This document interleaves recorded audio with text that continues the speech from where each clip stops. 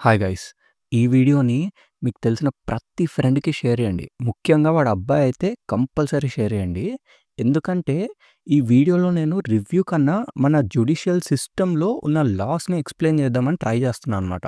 Don't worry, మీకు bore కొట్టకుండా మన మూవీకి లింక్ చేసే చెప్తా. సో, జాగ్రత్తగా వినండి. ఈ మూవీకి వెళ్ళొచ్చాక నా అండర్‌స్టాండింగ్ ఏంట్రా అంటే, అండర్ 18 అమ్మాయిల్ని గెలికితే షెడ్‌కెళ్ళిపోతాంరా బాబ్జీ అని అర్థమైంది. ఓకే. చలో ఫస్ట్ ఈ మూవీ స్టోరీకొద్దాం. ఈ మూవీలో మనకి ఒక నిబ్బా నిబ్బి ఇన్నోసెంట్ లవ్ స్టోరీని చూపిస్తారనమాట. అందులో ఒక చిన్న మిస్‌అండర్‌స్టాండింగ్ వల్ల మన నిబ్బి అంటే హీరోయిన్ వాళ్ళ మదర్ అండ్ తన రిలేటివ్స్ చాలా ఫీల్ అయిపోయి లైక్ వాళ్ళ పరువు పోయింది. అయ్య బాబోయ్! ఏదో పెద్ద థింగ్ అయిపోయిందనేసి మన నిబ్బ అంటే వాడి పేరు చందు అనమాట. హీరో మీద ఒక కేసేస్తారనమాట. ఒక కేసు కాదు, చాలా కేసులేస్తారు. అండ్ ఈ కేసు ఇదంతా చేసేది ఎవడురా అంటే మంగపతి. ఇంతకీ మంగపతి ఎవరంటే he's a character played by Shivaji అనమాట. వీడు ఆ అమ్మాయికి ఎలా రిలేట్ అవుతాడు అనేది నాకు మూవీ మొత్తం చూసినా అర్థం కాలేదు. ఎలా రిలేట్ అవుతారో మీరే చెప్పండి. మేబీ బాబాయ్ అవుతాడు కావచ్చు. అండ్ మంగపతి అంటే గుర్తుకొచ్చింది. 'శివాజీ' బ్రో అస్సల acting aura bro! What is that bro! వేరే లెవెల్ యాక్టింగ్ అదైతే అసలు. పీక్స్ వామ్మో! ఇంత బాగా యాక్టింగ్ చేసాడని నేను అసలు ఎక్స్‌పెక్టే చేయలే. ఇది మాత్రం వేరే లెవెల్ కమ్‌బ్యాక్ అసలు. ఓకే. మన స్టోరీకి మళ్ళీ ఎళ్ళిపోతే, మన చందు మీద భయంకరమైన కేసులేస్తాడు ఈ మంగపతి. లైక్ పోలీసోళ్ళకి బ్రైబ్ చేసి, ఫుల్ డబ్బులిచ్చేసి, లాయర్‌ని కొనేసి, అన్ని రకంగా లైక్ బుక్ చేసేస్తారనమాట. బుక్ చేసి జైల్‌లో ఏసి, వాడి పరువుని కాపాడుకుందామని విశ్వ ప్రయత్నాలు చేస్తా ఉంటాడు. ఆ ప్రాసెస్‌లో వీడి మీద చాలా కేసులేస్తారు. అందులో ఒక ఇంపార్టెంట్ కేస్ ఏంట్రా అంటే పాక్సో అనమాట. ఇంతకీ ఈ పాక్సో అన్న పేరు విని అక్కడున్న లాయర్‌లందరూ షాక్ అవుతారు. అసలు ఏంట్రా ఈ పాక్సో అని మాకు తెలీదు. ఇంతకీ గూగుల్‌లో సెర్చ్ చేస్తే ఏమొచ్చిందంటే, పాక్సో అనేది ఒక షార్ట్ ఫార్మ్ అనమాట.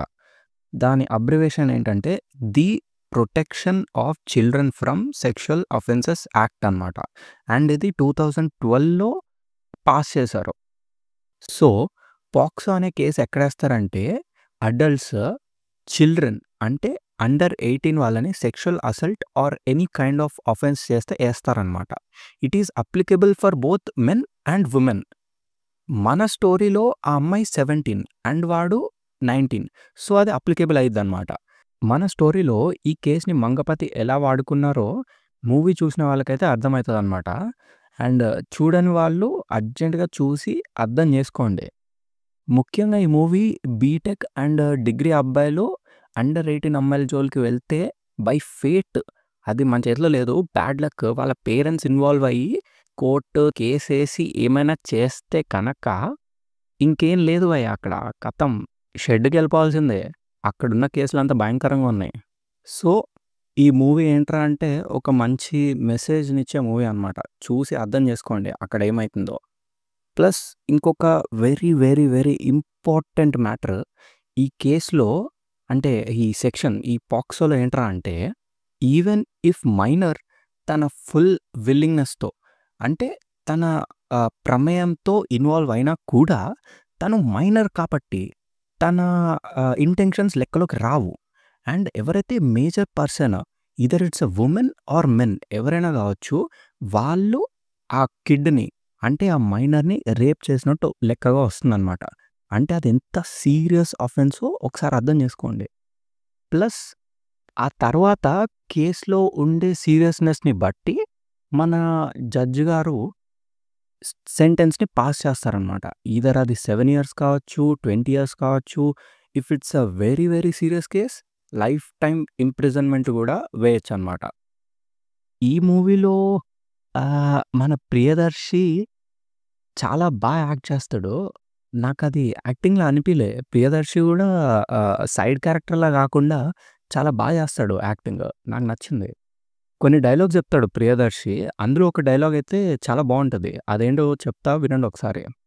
మన దేశంలో ప్రతి మనిషి చదువుకోకపోయినా పర్లేదు గానీ, ప్రతి ఒక్కరికి లా అనేది తెలియాలి. వాళ్ళ సంరక్షణ కోసం పెట్టిన చట్టాలు వాళ్ళకే తెలియకపోతే ఎలా అని అంటాడు. అసలు సూపర్ ఉంటది డైలాగ్ అయితే. ఈ మూవీ అయితే సూపర్ ఉంటది బ్రో టోటల్‌గా.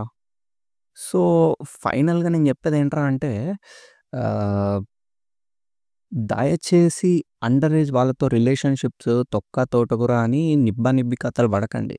పడితే ఏమైద్దో ఈ మూవీ చూసి తెలుసుకోండి. ఫేట్ ఇంకా బ్యాడ్ లక్ మనం ఏం చెప్పలేం. మన చేతిలో ఉండదు. ఈ మూవీ చూసిన వాళ్ళకైతే ఒక మీమ్ ఇస్తా చూసి ఎంజాయ్ చేయండి. ఎట్లా కట్ చేసి కట్ చేసేసి ముక్కలు చేసేసి దగ్గర పెట్టి ఏంటి సార్ అర్థం కాలేదు. Okay guys, thanks for watching. Movie చూసి జాగ్రత్త పడండి. లా ఏంటో తెలుసుకోండి. అండ్ నాట్ ఓన్లీ దిస్, అమ్మాయిలు ముఖ్యంగా వైఫ్స్ డివోర్స్ టైంలో దొంగ కేసులేసి హస్బెండ్స్‌ని టార్చర్ చేస్తున్నారు. ఆల్రెడీ పాస్ట్ 6 మంత్స్‌లో మీరు చూస్తే 2 సూసైడ్ కేసెస్ బయటకొచ్చాయన్నమాట. వాళ్ళిద్దరైతే మహానుభావులు.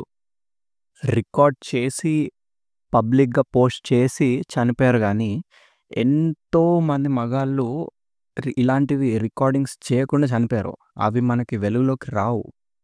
సో, మీకు మన జ్యుడిషియల్ సిస్టమ్‌లో ఉండే కేసుల గురించి ఇంకా నాలెడ్జ్ పెరగాలి, ఇంకా కావాలి అని అనుకుంటే ఆహ్, ఇంకొక కామెంట్ చేయండి. లైక్ నాకు ఆ వీడియో కావాలి అని చెప్పేసి.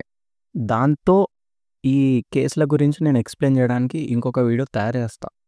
అండ్ ఆఫ్‌కోర్స్ ప్రతి అమ్మాయి ఇలా ఫేక్ కేసెస్ వేస్తారని ఏం చెప్పలేము. కొంచెంమంది జెన్యూన్‌గా కూడా ఉంటారు.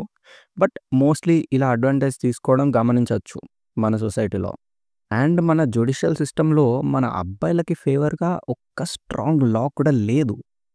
ఇది కూడా మీరు తెలుసుకోవాలి. ఇవన్నీ ఇప్పుడు ఎందుకులే గానీ మీకు వీడియో కావాలంటే కామెంట్ చేయండి. అండ్ ఎనీవేస్ గుర్తుపెట్టుకోండి నేను చెప్పిన విషయాలు చాలా జాగ్రత్తగా ఉండాలన్నమాట మైనర్స్ దగ్గర. Okay guys, bye for now.